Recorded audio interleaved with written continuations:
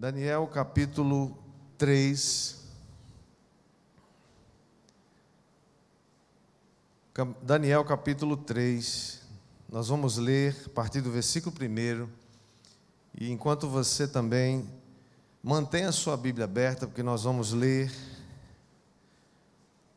até o versículo 30. Essa mensagem é a continuação da série Para Além de Mim Mesmo. Hoje a parte 3, terceira semana desse tema Para Além de Mim Mesmo. Sentados mesmo como estamos, vamos ler, e diz assim a palavra de Deus: O rei Nabucodonosor fez uma imagem de ouro de 27 metros de altura e 2 metros e 70 centímetros de largura, e a ergueu na planície de Dura, na província da Babilônia, e depois convocou os sátrapas, os prefeitos, os governadores, os conselheiros, os tesoureiros, os juízes, os magistrados e todas as autoridades provinciais para assistirem à dedicação da imagem que mandara erguer. Assim todos eles, sátrapas, prefeitos, governadores, conselheiros, tesoureiros, juízes, magistrados e todas as autoridades provinciais se reuniram para a dedicação da imagem que o rei Nabucodonosor mandara erguer, e ficaram de pé diante dela. Versículo 4 diz: Então o arauto proclamou em alta voz: Esta é a ordem que lhes é dada. Ó homens de todas as nações, povos e línguas, quando ouvirem o som, diga comigo, o som. Quando ouvirem o som da trombeta, do pífaro, da cítara, da harpa, do saltério, da flauta dupla, de toda espécie de música, prostrem-se em terra e adorem a imagem de ouro que o rei Nabucodonosor ergueu. Quem não se prostrar em terra e não adorá-la será imediatamente atirado numa fornalha em chamas. Por isso, logo que ouvir o som da trombeta, do pífaro, da cítara, da harpa, do saltério, de toda espécie de música, os homens de todas as nações, povos e línguas prostraram-se em terra e adoraram a imagem de ouro que o rei Nabucodonosor mandara erguer. Vamos orar. Pai, te damos graças por essa porção da tua palavra, Senhor, que chegou até nós como um exemplo e como um registro para abençoar nossa vida. E, Senhor, eu peço que o Espírito Santo, que a inspirou, possa trazer também a iluminação, para que a gente possa receber no Espírito a tua palavra, a palavra que alimenta, a palavra que enche, a palavra que mata a nossa sede, a nossa fome pelas coisas de Deus. Enquanto o Senhor ministra esse lugar mais uma vez, inunda esse ambiente com a palavra de Deus, com a bênção de Deus, com a energia do Espírito Santo. Pai, enquanto o Senhor repreende todo o mal ao redor dessa casa, coloca anjos aqui de plantão, Senhor, cercando esse lugar e abençoando as nossas vidas em nome de Jesus. Todos dizem amém. Glória a Deus.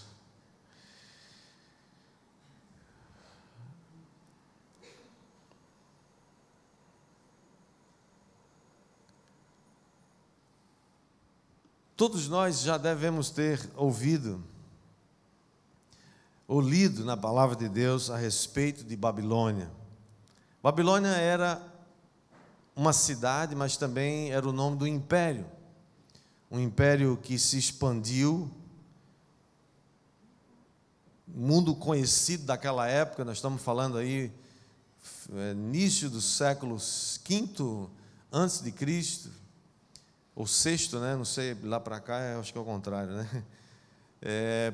No ano 586 antes de Cristo, Nabucodonosor cercou e invadiu Jerusalém, destruiu os seus muros, queimou o templo, o grande templo de Salomão, belíssimo templo de Salomão, e levou muita gente cativa para a Babilônia.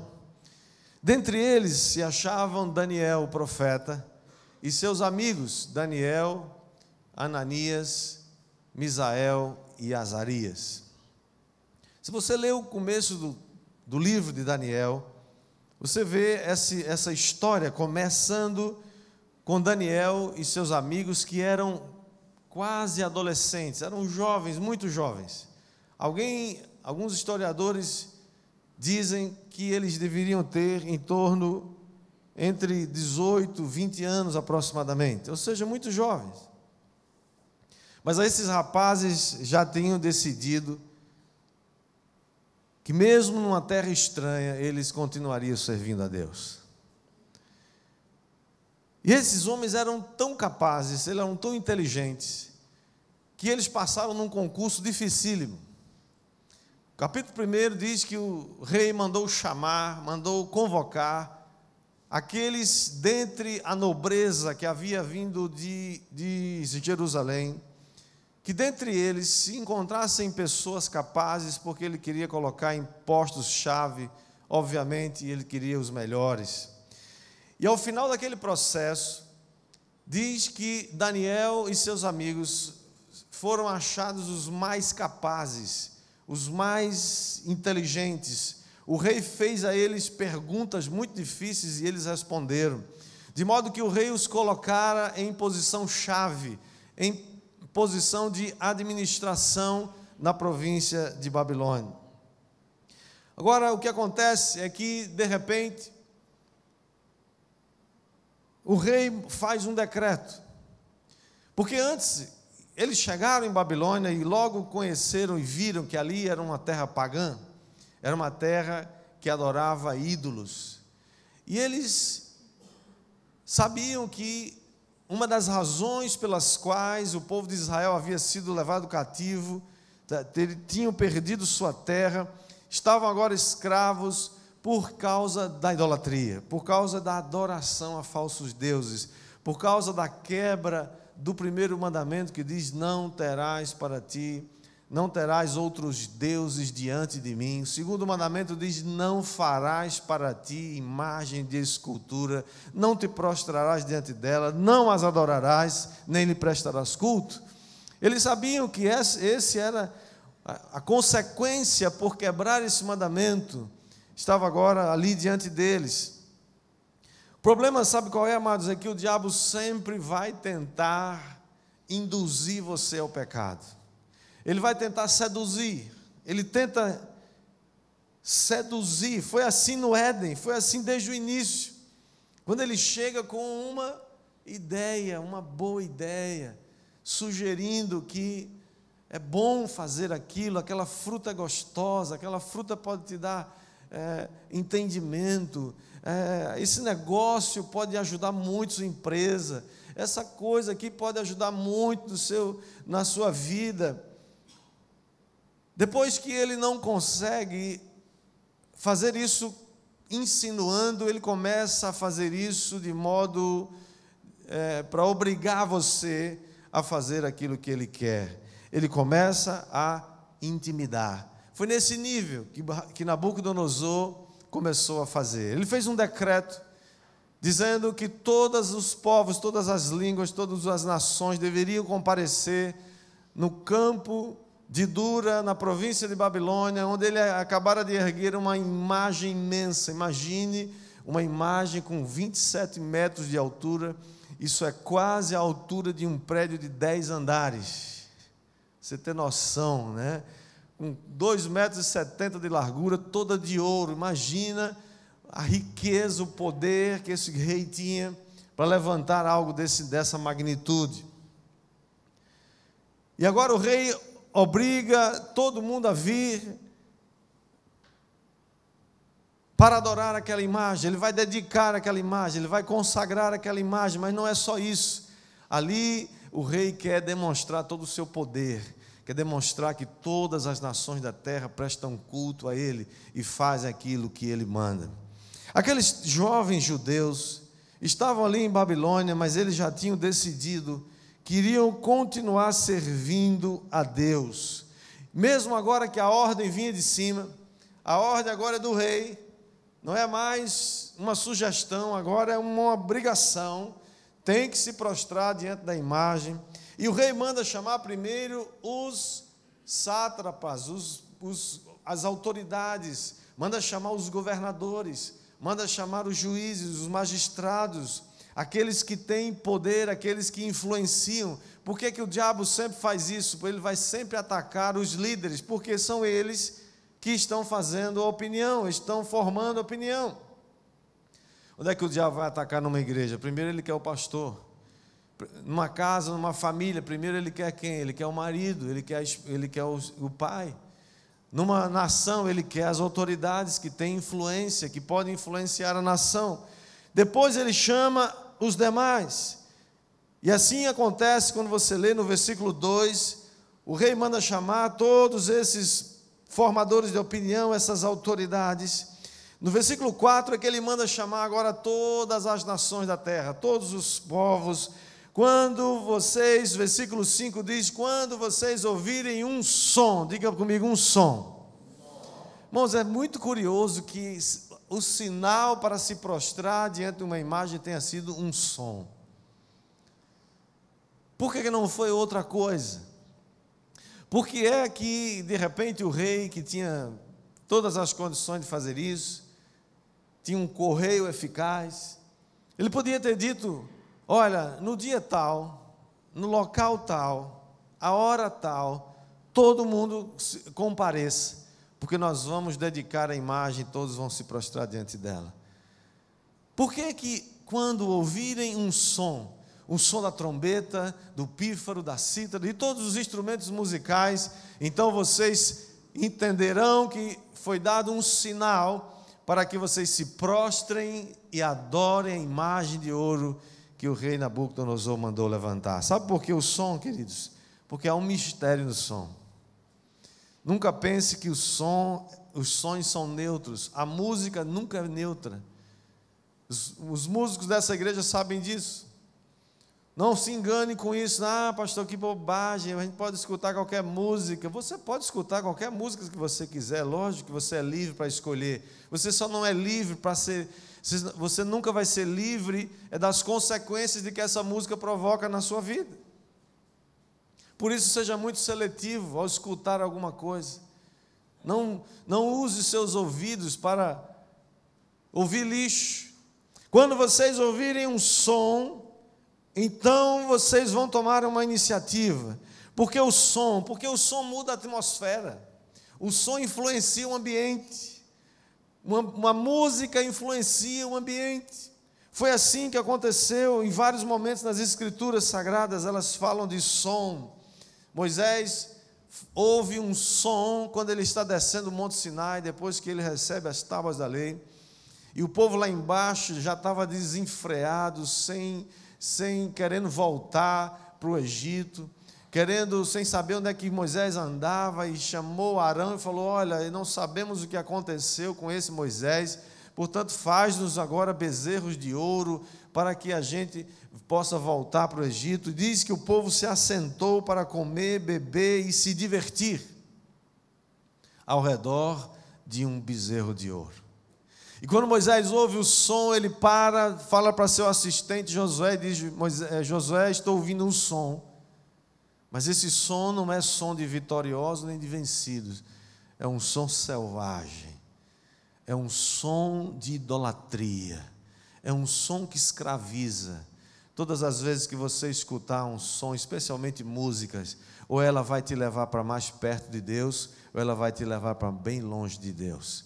Tenha muito cuidado nas músicas que você escuta. Quem está entendendo, diga amém. Sempre tem algo associado a um som.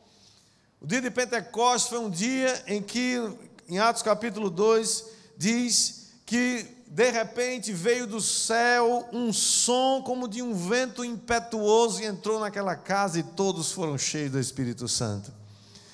O som faz algo acontecer. Paulo e Silas estavam em Filipos, numa prisão, depois que foram presos por causa da pregação do Evangelho, E diz a Bíblia que era meia-noite e eles dois cantavam e glorificavam ao Deus, quando de repente veio um terremoto e balançou a prisão, sacudiu as portas e todos os presos foram libertos. Sabe por quê? Porque tinha alguém cantando, liberando um som de Sião. Qual é o som que você libera? Saiba de uma coisa: os sons que saem da sua boca de murmuração vão atrair capiroto para perto de você. Diga, está amarrado. E os sons que saem da sua boca, que glorificam a Deus e adoram a Deus, vão atrair os anjos de Deus para a sua vida. Quem está entendendo, diga amém. O som da adoração, amados, tem esse poder de mudar o ambiente. Comece a cantar. A Bíblia diz claramente sobre o poder do louvor. O louvor liberta.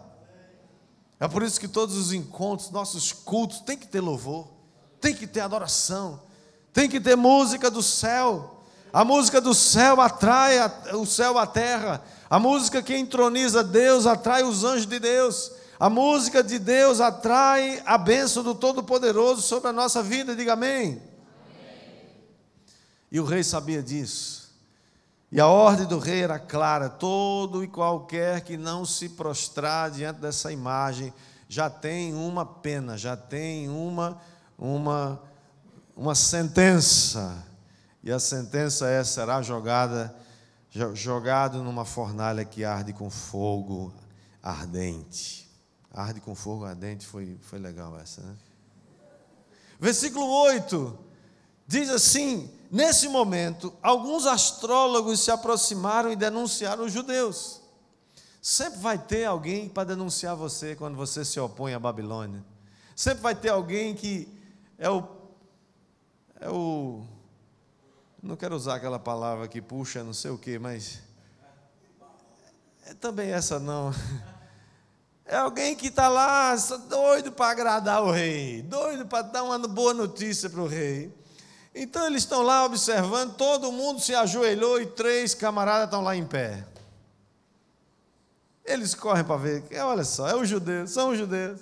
Rei, olha o seguinte, chegaram para o rei, versículo 9, ó rei, vive para sempre. Versículo 10 diz: tu emitiste um decreto, ordenando que todo o que ouvisse o som de todos esses instrumentos musicais aí que você já ouviu, se prostrasse em terra e adorasse a imagem de ouro, e que todo que não se prostrasse em terra e não a adorasse, seria atirado numa fornalha em chamas.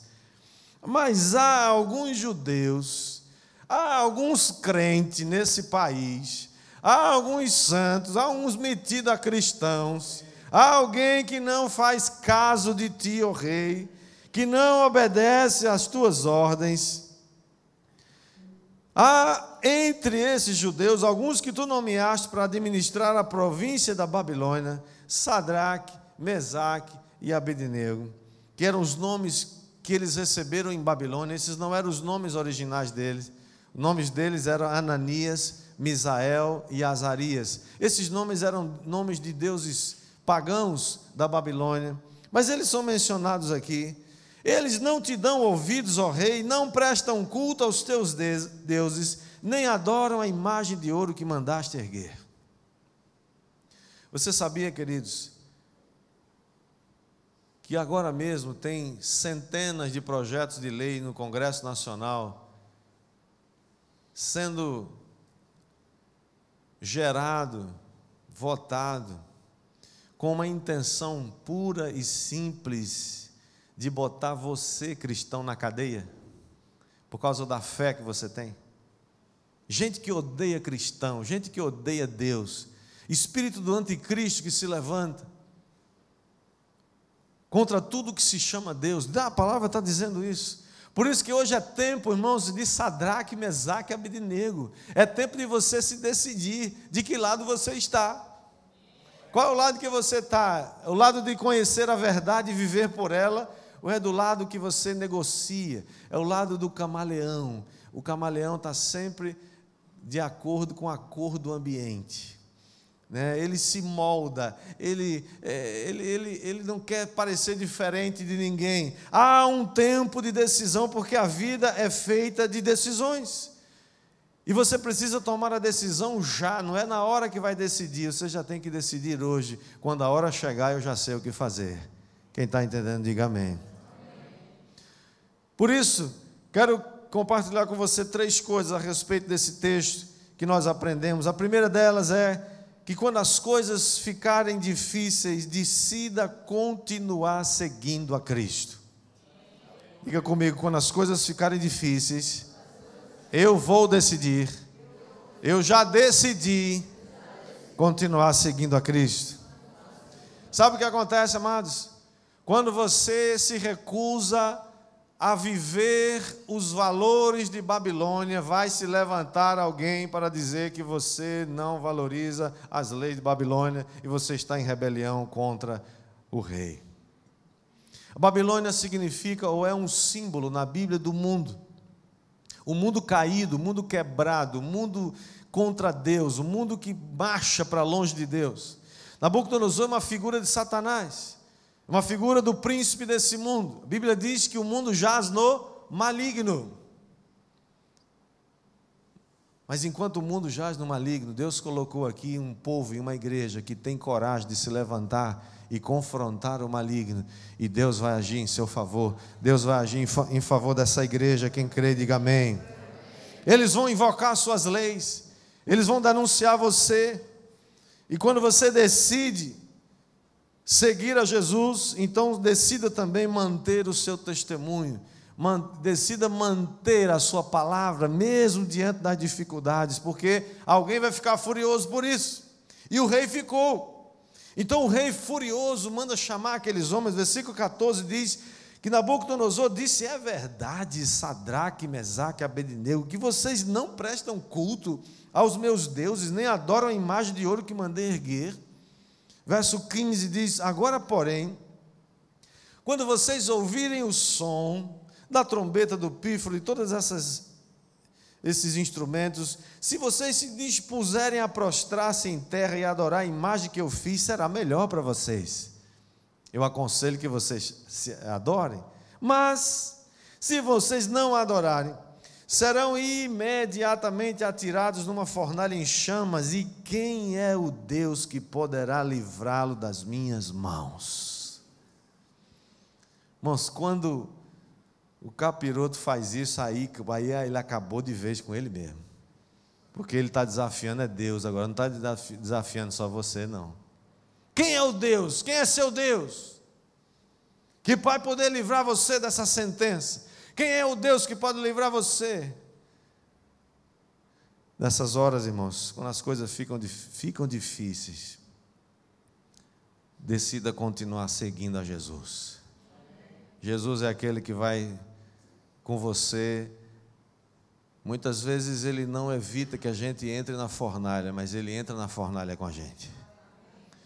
Deus não evitou que Daniel entrasse na cova dos leões, fosse jogado na cova dos leões, mas Deus entrou com Daniel na cova dos leões e fechou a boca deles. Porque Deus é Deus e Ele quer mostrar o seu poder, e Ele vai mostrar o poder nas dificuldades que você está passando. Creia, receba em nome de Jesus. Quem vai receber aí?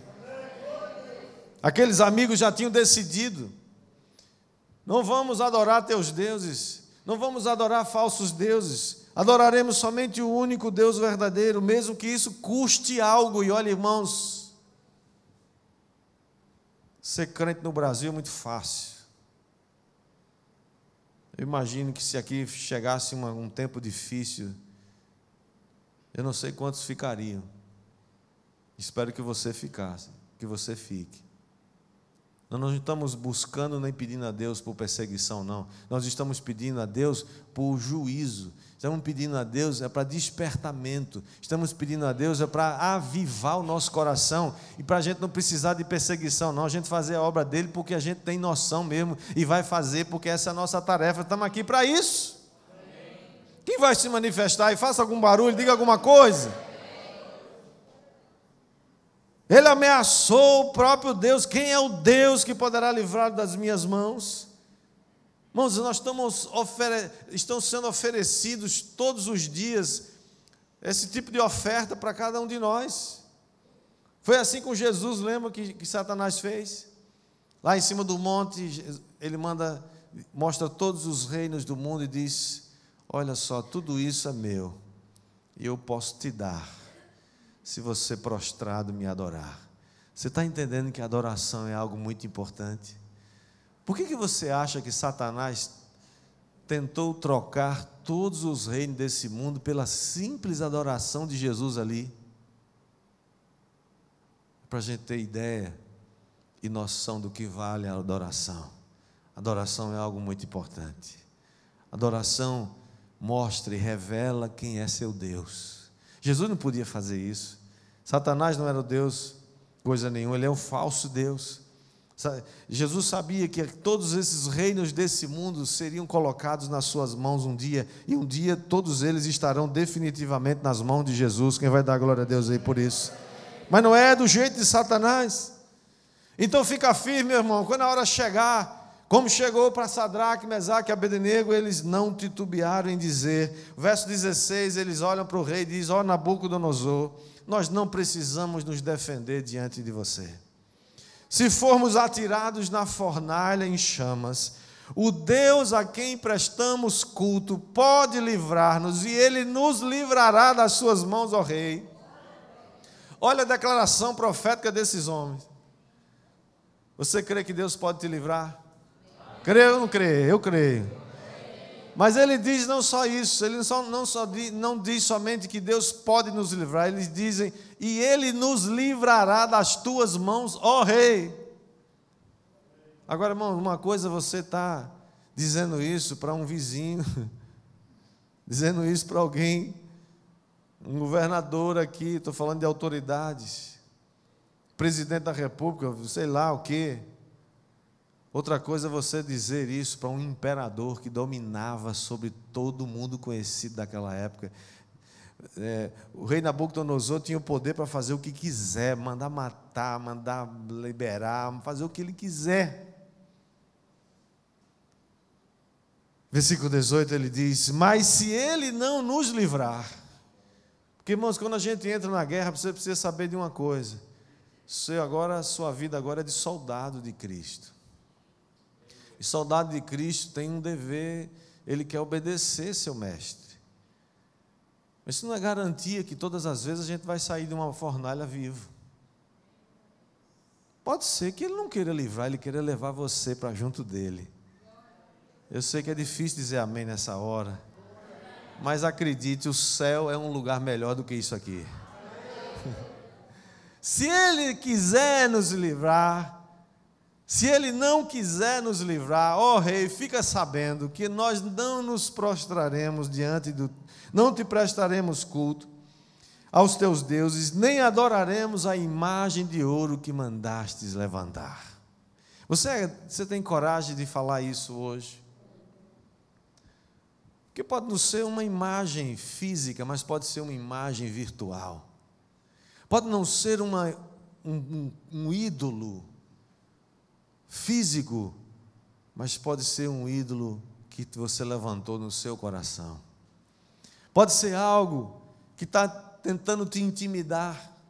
Aqueles homens sabiam que eles não podiam se curvar. A pergunta que algumas pessoas fazem, essa hora é: mas pastor, será que tinha problema em se curvar só uma vezinha? Que bobagem, né? Que coisa mais... E uns falam assim: mas eu acho que isso é fanatismo, que besteira. Uma vez, sem nada, aquilo não vale nada, aquilo é um bicho lá, um troço, um negócio, um bolo de ouro, vale nada, uma vezinha só, ninguém está vendo. Ou outros dizem assim: você se prostra por fora, mas por dentro você está em pé. Será que tinha problema? Pode apostar que sim. As nossas atitudes e as nossas escolhas têm consequências. E quando aqueles judeus ficaram de pé, eu acredito que muitos outros que estavam ali no meio daquela multidão se prostraram assim, sem questionar nada. Falou: olha, a gente já está aqui escravo mesmo, a gente já está aqui exilado, como é que a gente vai arrumar mais encrenca? Talvez alguém chegou para aqueles homens e disseram assim: rapaz, você é maluco, cara? Vocês estão lá em cima, vocês estão lá na cúpula do rei. O rei honrou vocês, o rei tem vocês numa alta conta, o rei colocou vocês em lugares muito cobiçados. Todo mundo, tem muito babilônico que queria estar no lugar que você está, e você está arriscando seu emprego. Como é que você pode fazer um negócio desse?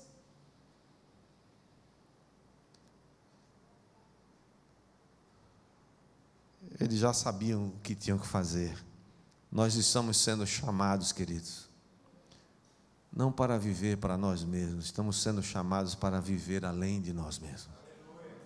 Aqueles 3 homens decidiram viver para além deles mesmos, porque não faz sentido você passar por essa vida apenas como um CPF. Você não está nessa terra apenas para ganhar dinheiro e pagar contas. Você está aqui nessa terra para fazer a diferença. Você está aqui nessa terra para ser alguém conhecido nos céus e temido no inferno. Você está aqui porque Deus tem um propósito na sua vida.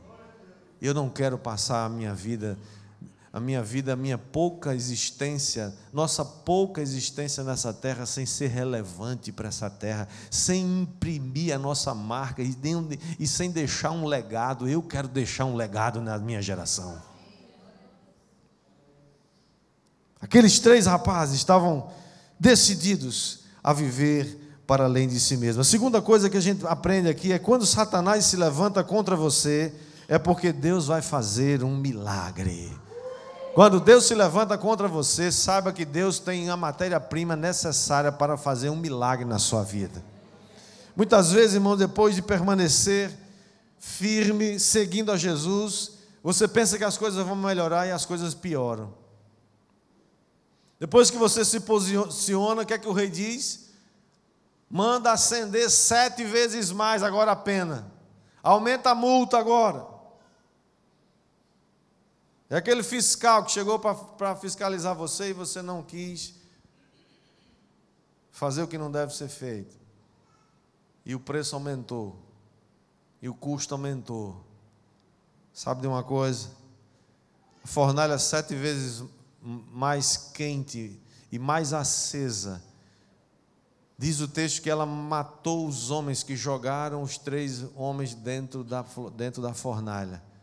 Sabe de uma coisa?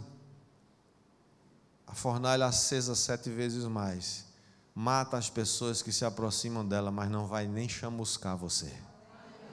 Se você crê, diga amém. Mas tome uma decisão de ser fiel. Tome a decisão de ser fiel ao Senhor até a morte. E a Bíblia diz em Apocalipse: se você for fiel até a morte, eu vou te dar a coroa da vida. Falei hoje de manhã aqui, 30 anos atrás eu tomei uma decisão, eu e minha esposa.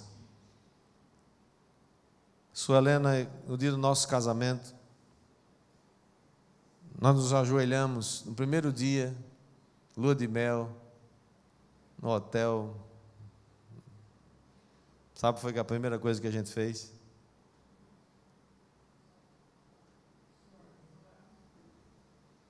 Vocês estão imaginando, eu sei que é, mas a gente fez isso depois. A primeira coisa que a gente fez foi nos ajoelhar ao redor, na ponta da nossa cama. E decidimos fazer uma aliança com o Senhor, dizendo: eu e minha casa serviremos ao Senhor. Os meus filhos servirão ao Senhor. Os meus netos servirão ao Senhor. E a nossa descendência vai ser próspera na terra e vai servir ao Senhor. É uma decisão que você tem que tomar. Aqueles homens decidiram. E Nabucodonosor agora ficou tão furioso, versículo 19, com Sadraque, Mesaque e Abednego, que o seu semblante mudou e deu ordens para que a fornalha fosse aquecida 7 vezes mais do que de costume, e ordenou que alguns dos soldados mais fortes do seu exército amarrassem Sadraque, Mesaque e Abednego e os atirassem na fornalha em chamas. E os 3 homens vestidos com seus mantos, calções, turbantes e outras roupas foram amarrados e atirados na fornalha extraordinariamente quente.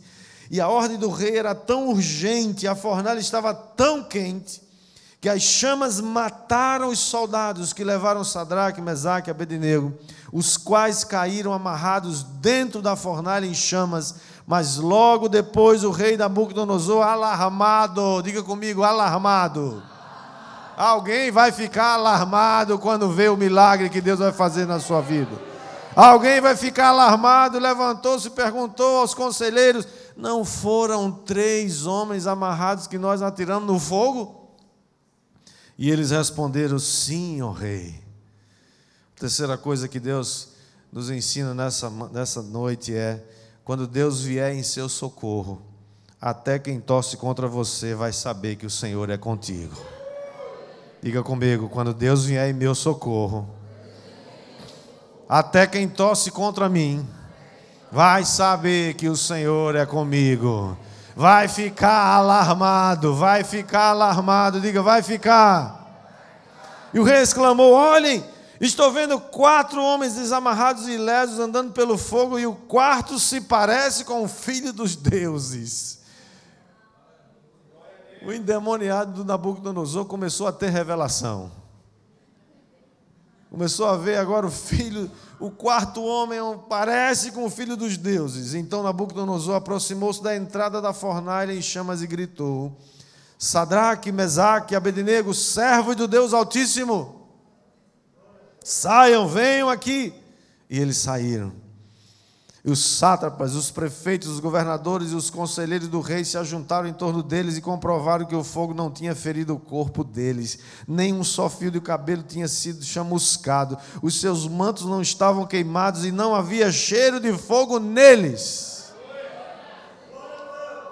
Irmãos, o Salmo diz: ainda que eu ande pelo vale da sombra da morte, não temerei mal nenhum, porque tu estás comigo. A Bíblia não está dizendo que você, porque é crente, porque é salvo, Deus evita que você entre por esses lugares. Pode ter vale de sombra de morte? Pode.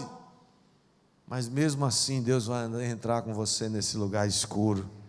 Quem vai dar glória a Deus por isso? Então disse Nabucodonosor, versículo 28, louvado seja o Deus de Sadraque, Mesaque e Abednego, que enviou o seu anjo e livrou os seus servos. Eles confiaram nele, desafiaram a ordem do rei, preferindo abrir mão de suas vidas a que prestar culto e adorar outro Deus que não fosse o seu próprio Deus. Por isso, verso 29 diz: eu decreto. Irmão, sabe o que acontece? Uma das consequências da sua fidelidade, quando Deus honra a sua fidelidade, é que Deus vai usar o seu próprio inimigo para fazer um decreto que vai abençoar a tua vida. Aquele que te perseguia, aquele que estava lá querendo destituir você, roubar você, tomar seu cargo, jogar você numa fornalha, inventando mentira e calúnia contra a sua vida, Deus vai usar ele para promover você. Eu não sei para quem eu estou falando, mas Deus sabe e você também sabe. Por isso eu decreto que todo homem de qualquer povo, nação e língua que disser alguma coisa contra o Deus de Sadraque, Mesaque e Abednego, seja despedaçado de sua casa, seja transformado em montes de entulho, pois nenhum outro Deus é capaz de livrar ninguém dessa maneira. E o verso 30 diz o quê? E o rei promoveu, diga comigo, promoveu Sadraque, Mesaque e Abednego a melhores posições na província de Babilônia. Esse é o resultado, irmãos, daqueles que creem, que confiam em Deus, que sabem que Deus pode livrar e Ele vai livrar, mas se Ele não quiser livrar, nós não vamos negociar a nossa fé. Nós não somos daqueles que negociamos a fé. Nós somos daqueles que permanecemos fiéis ao Senhor. Quem está entendendo isso, diga amém. Vamos orar? Baixe sua cabeça, feche seus olhos, vamos ficar de pé.